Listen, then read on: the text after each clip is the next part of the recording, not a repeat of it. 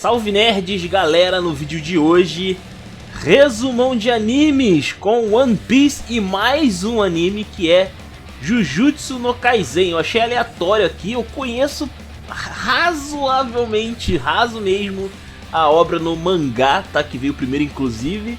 E eu vou trazer aqui então o primeiro episódio. Se vocês quiserem eu continuo na semana que vem, tá bom? Mas primeiro vamos falar sobre One Piece, episódio 142, beleza? Então, sem maiores enrolações, vambora começar aqui falando sobre aquela treta, né? Do Zoro e o Sanji aparecendo pra salvar o Toko no último instante. E cara, fica bem óbvio aqui que eles não se topam ainda, né? Eles não se suportam, o Zoro e o Sanji têm aquela velha rivalidade. Só que assim, o Zoro, ele tá com muito sangue nos olhos. Muito brabo. E aí a galera já entendeu que vai dar merda, né? A Nami, o Frank, o geral ali, já entendeu a treta que isso vai dar. Bom, o Zoro acaba jogando ao Toko pro Sanji, pede pra ele proteger ela. E ele tenta atacar o Orochi. Ainda rola ali os Minions tentando atacar ele e tal, só que não dá muito certo. Tanto ele quanto o Sanji conseguem desviar de balas e bater nos cupincha lá do Orochi, não dá muito certo. Até que começam a se mobilizar quem realmente importa, né? Que no caso aí do Sanji, o X-Drake aparece, né? E começa a atacar ele. Ele usa ali já a sua forma Zoan, se eu não me engano é Alossauro, se eu não me engano.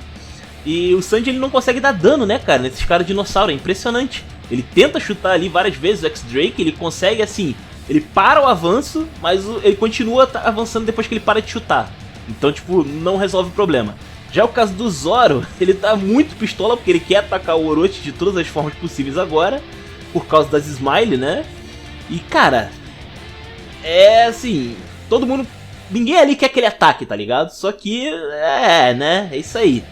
E ainda tem a questão do cadáver do Yasuie que tá ali no chão, que ele não... Pô, o pessoal vai profanar mais ainda o cadáver dele no meio dessa confusão, né? Que sacanagem. Pois é.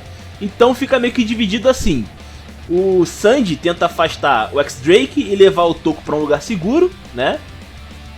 O Zoro tenta partir pra cima do Orochi mesmo sozinho. Ele tá com raiva, deixa ele fazer, então ninguém vai segurar ele mesmo, isso que é a verdade. E o restante o restante dos Mugiwara vão tentar resgatar ali o cadáver do Yasuie, né? E eles até conseguem fazer isso com bastante esmero, diga-se de passagem. Enquanto isso, meio que a Hiyori fica meio que no meio ali da confusão com o Brook, né? Ainda tem essa. E cara, quando o Zoro ataca o Orochi, era pra matar. Era realmente pra matar. Só que nem só de Minion vive o Orochi, né? Já que ele tem o Kyoshiro do lado dele. E assim, não rola muita coisa entre eles, mas a gente já consegue reparar logo de cara que o Kyoshiro tanca os golpes do Zoro. Lembrando que o Zoro tá com 2 espadas, tá? Tá faltando uma aí, oficialmente, né? Então assim, mesmo assim, cara, ele realmente não é qualquer um. Ele consegue tancar ali os ataques do Zoro sem grandes dificuldades. Agora falando sobre a prisão de Udon.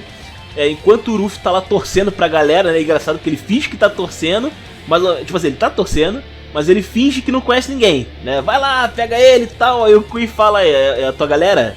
Aí ele, não, nem conheço, nem conheço esses caras aí. Até parece. Bom, e assim, ainda não tá rolando mais nada lá, todo mundo vendo a execução do Yasuie ainda, mesmo depois de ter terminado. E aparecem mais 2 presidiários aqui, mais 2 presos em Udon, né? Eles pegaram o Kamazou não morreu, apesar de ter tomado um golpe de espada ferrado lá do Zoro, né? Ele está vivo. E eles também pegaram o Kid. E a situação do Kid é bem curiosa, porque o Kid partiu pra cima dos caras que estavam carregando, transportando o Kamazou. E tipo assim, ele pulou meio que de graça, né? Porque é o Kamazou, tipo, por que ele faria isso, né? Foi meio estranho.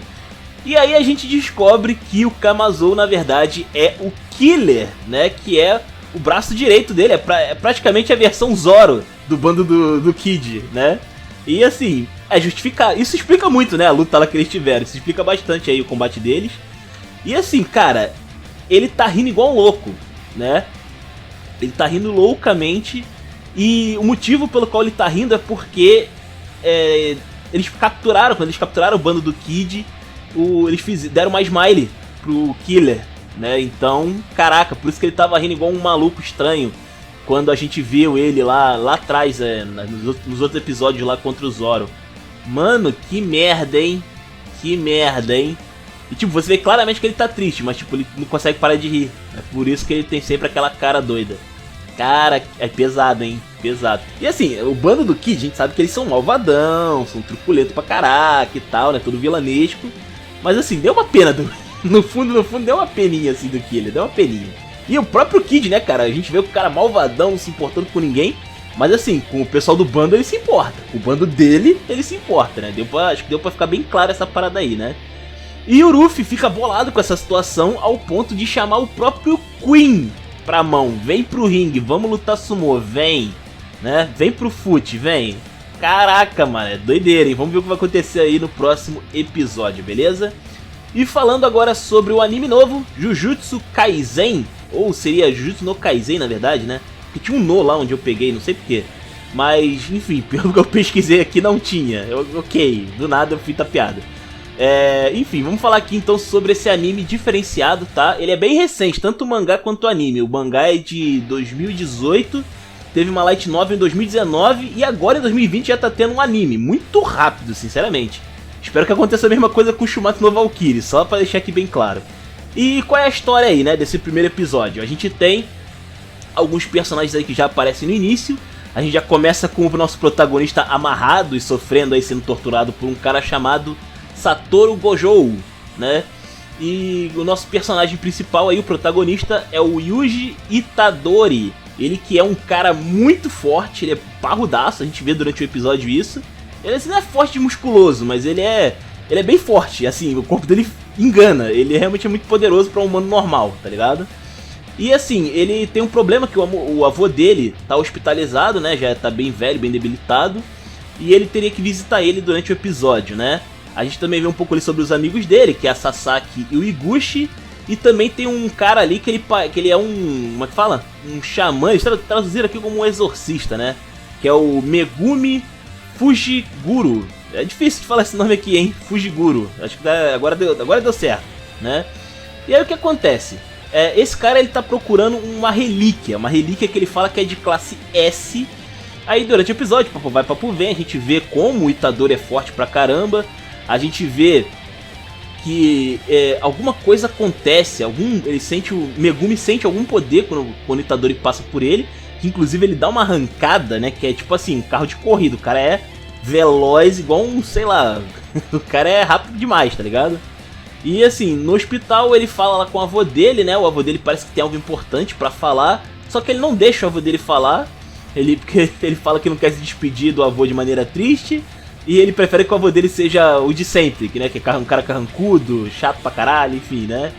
Só que o avô dele acaba morrendo na sequência, né? E o espírito do avô dele acaba falando, dando uma missão, vamos dizer assim, pra ele, de usar os atributos físicos invejáveis dele para proteger as pessoas, né?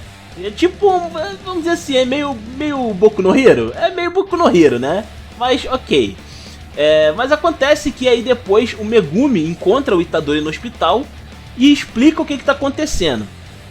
Ele é de uma escola de exorcismo, né, uma escola de xamãs, por assim dizer, e ele está ali para recuperar uma relíquia, né, de classe S, antes que ela caia nas mãos das pragas. As pragas seriam demônios, vamos dizer assim, criaturas sobrenaturais. E aí o que essas pragas fazem? Elas devoram pessoas, basicamente elas comem as pessoas. Só que, para isso, né, elas têm que estar sendo atraídas para um lugar com emoções negativas, tá ligado? E essas emoções negativas geralmente ficam concentradas em áreas como prédios onde as pessoas trabalham, sofrem pra caraca, escola onde as pessoas são humilhadas e tal, hospitais onde acontece muita coisa triste. Enfim, isso aí acaba atraindo esses monstros. Para afastar essas criaturas, principalmente desses locais, é colocado próximo a esses locais uma relíquia. Essa relíquia ela serve para afastar as emoções negativas e, por consequência, as criaturas também são afastadas. Só que com o passar do tempo, essa relíquia vai ficando fraca, o poder dela vai ficando mais fraco, e aí as criaturas acabam sendo atraídas de novo para este local. Com porém, para enfrentar essas criaturas, esses tais exorcistas, eles têm que usar magias, né, de ataque para conseguir lidar com essas criaturas. Só que a relíquia em si, ela também é muito poderosa. As relíquias são poderosas, então ele tá meio que tentando resgatar ela para que uma criatura não apareça, uma praga não apareça ali e acabe devorando a relíquia, né, ocasionalmente. Só que assim, ele, beleza, toma aí, cara. Ele dá aí a relíquia pro cara, uma caixinha, né? Só que o conteúdo dentro da caixa, que era o importante, não estava lá. A energia que o Megumi sentiu no Itadori era apenas um resquício da verdadeira relíquia, tá ligado? E aonde que estava essa relíquia? O Itadori deixou com os amigos dele, a Sasaki e o Iguchi. Porque eles têm uma espécie de clubinho sobrenatural e tal na escola e tal. E aí eles iam meio que investigar essa parada. Só que, né, quando eles tiram o selo, né, eles acabam cortando lá, a gente vê uma cena lá que eles abrem o selo e sai uma criatura do teto, né, sendo meio que chamada ali por causa do poder negativo desse artefato. E aí, meu irmão, tem que correr contra o tempo porque esses dois aí vão acabar sendo devorados pela praga que tá lá na escola, né. E aí acaba que dá uma confusão do caramba. O Megumi invoca ali um cachorro espiritual pra atacar a criatura, só que não dá tempo dele salvar a Sasaki e o Iguchi, mas o Itadori acaba pulando pela janela e salvando os dois, né? Lembrando que antes ele estava com muito medo de encarar essa morte de frente, só que ele lembra do discurso do avô dele incentivando ele a ajudar as pessoas, né? Então ele acabou ganhando uma super... Além de ser super forte, ele ganhou uma super força de vontade também. E aí ele acaba distraindo o monstro para que o Megumi finalize. Só que não acabou ainda a treta, porque tem uma outra praga que ataca o Megumi, deixa ele ferido, e ele é o único que pode lutar, porque ele precisa usar magia para lidar com essas criaturas. E o Itadori, apesar de ser um super-humano, fisicamente ele é só um cara, então tipo, ele não consegue lutar de verdade contra os monstros, ele precisa de poder mágico. E aí, enquanto o primeiro monstro tinha sido destruído, a gente vê que o artefato é meio que um dedo, tá ligado? De algum bicho, sei lá, um dedo humano. E o Itadori dá até uma ideia de comer aquela coisa. Será que é de comer? Né? Uma coisa meio bizarra. E o Megumi fala, tá maluco, cara? Claro que não, né? Só que quando ele se vê ali meio que encurralado, o Itadori acaba comendo o artefato porque ele tá concentrando ali meio que magia, né? Um artefato mágico. Então se ele tivesse esse artefato no corpo, na teoria ele poderia lidar com a criatura. Só que acontece uma coisa que ele não se ligou, né? Esse dedo aí, ele meio que, vamos dizer assim, ele tem vontade própria. Na verdade, ele faz parte de um demônio antigo e ele foi meio que possuiu o Itadori. E beleza, o Itadori conseguiu derrotar a criatura de um jeito bem fácil, bem maneiro, eu achei, me lembrou muito o Goenitsu, inclusive, né? O Goenitsu do Tekken Go Fighter. Só que ele acabou virando aí um bichão meio louco, né? Um bicho meio doido que quer matar todo mundo. O Itadori acaba surpreendendo ali no final porque ele consegue controlar a criatura. Porém, contudo, entretanto, todavia, o Megumi se prepara para matá-lo, porque agora ele é uma praga também, praticamente, né? Ele tá possuído ali, ele é uma ameaça tão relevante quanto as pragas. E já começamos bem, né? Já começamos bem, já tem aquele... O protagonista já se ferrou com farinha, né? Enfim, espero que vocês tenham gostado aí. E se vocês quiserem mais episódios é só falar, tá? Do Jujutsu Kaisen. Espero que vocês tenham gostado, comentem aí, os comentários são de vocês, se inscrevam, compartilhem, deem uma moral no Padrim, falem comigo no Discord. Valeu, nerds, fui!